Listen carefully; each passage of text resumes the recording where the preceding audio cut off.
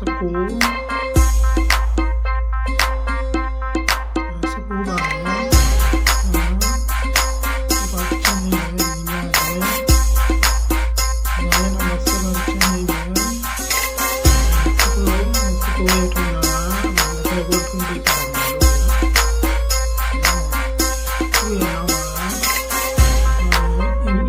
တိုင်းလိုပဲ height ပါမယ်အမြင့်ပါမယ် height ကျယ်ပါမယ်ပေါ့ဗျာ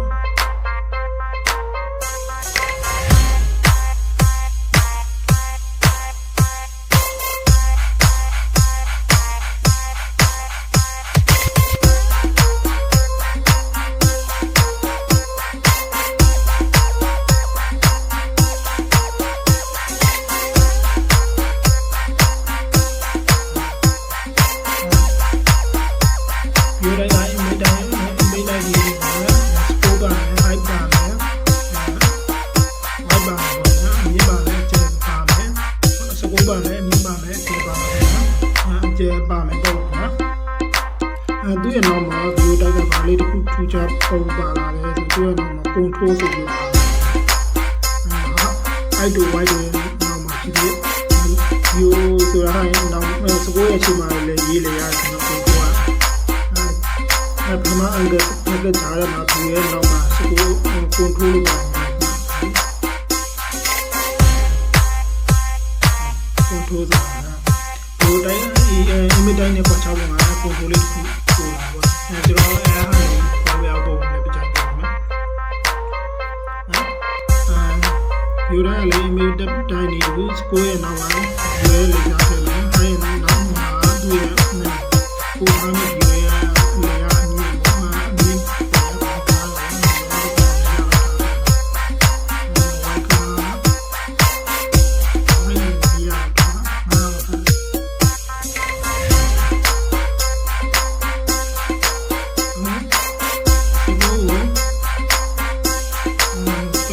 ဒီလိုတိုင်း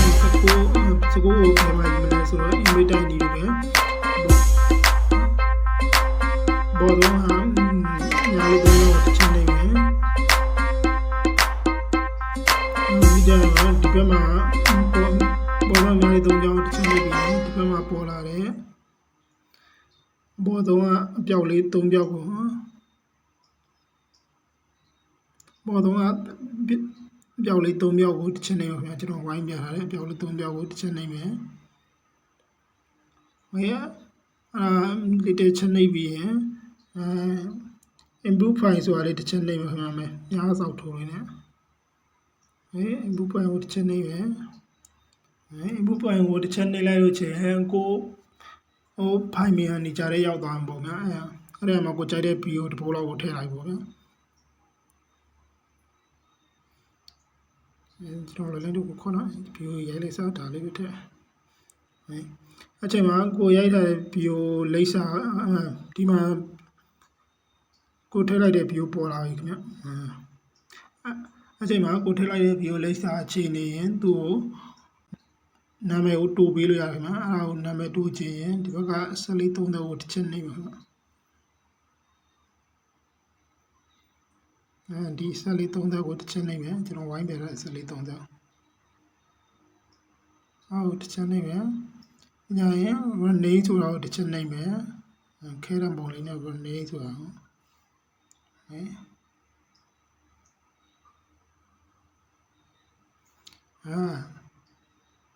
ဒီမှာကိုပီယိုရဲ့နာမည်လိပ်စာပေါ်လာပြီပေါ့ဗျာအားကိုတစ်ချက်ဖြတ်ပြီးတော့ကိုကြိုက်တဲ့နာမည်ထည့်လို့ရတယ်ပေါ့ဗျာတစ်ချက်ဖြတ်လိုက်ရင်ကျွန်တော်လွယ်လင်းတို့ကို AR လို့ပဲထားလိုက်တော့ပြီးကြရင် OK ကိုတစ်ချက်နှိပ်မယ်ဒါအားဆိုရင်ဒီနေရာမှာကိုပီယိုရဲ့လိပ်စာတိုးသွားတော့တွေ့ရမှာအဲ့ဒါဒီဘက်တစ်ချက်ဆွဲမယ် square ရဲ့နောက်မှာခုနကိုပီယိုရဲ့နာမည်ကိုရေးမယ် AR ဆိုပြီးတော့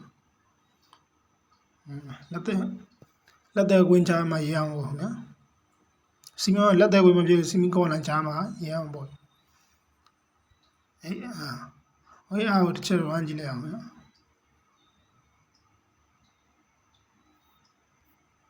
ဒီမှာ view ပေါ်လာပါပြီခင်ဗျအဲ့ဒါကိုတစ်ချက် play နှိပ်ကြည့်လိုက်မယ်အားလုံးလည်းမင်္ဂလာပါခင်ဗျာ MD program မြန်မာနေပြန်ကြည့်ပါအဲ့ဆိုရင်ကျွန်တော်တို့ view ထည့်လို့ရထည့်သုံးပြလို့ရဖြစ်ပါတယ်ခင်ဗျကျွန်တော် email နဲ့ view ရဲ့ကွာခြားချက်လေးတစ်ခုပို့လာတဲ့အတိုးလေးကိုကျွန်တော်ပြောပြအောင်ခင်ဗျာemail မှာရောက်တော့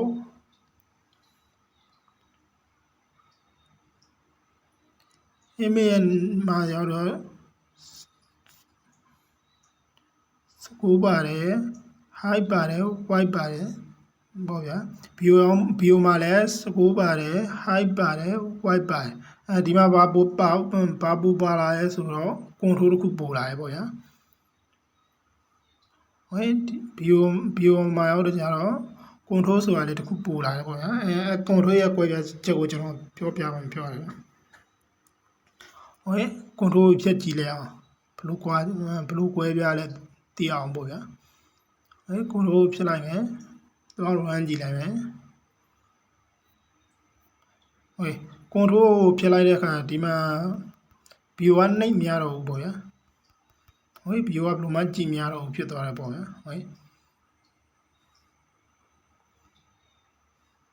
control တစ်ခါပြန်ထည့်ကြည့်ရမယ်control မှာ S ပါတယ်ခင်ဗျပြန် run ကြည့်လိုက်မယ်control ဆိုတာပြောရမယ်ဆိုရင်တော့ဒီ play close တွေဒီ back close တွေပြီးတော့အတန်တွေပိတ်တာတွေဖွင့်တာတွေပေါ့ဗျာအတန်တွေပြီးတော့အမှန်ပြင်ကျင်းအကျုံတွေဒီမှာအတိုးတွေပေါ့ဗျာဒီအတွက်ကို control သုံးရခြင်းဖြစ်တယ်ခင်ဗျ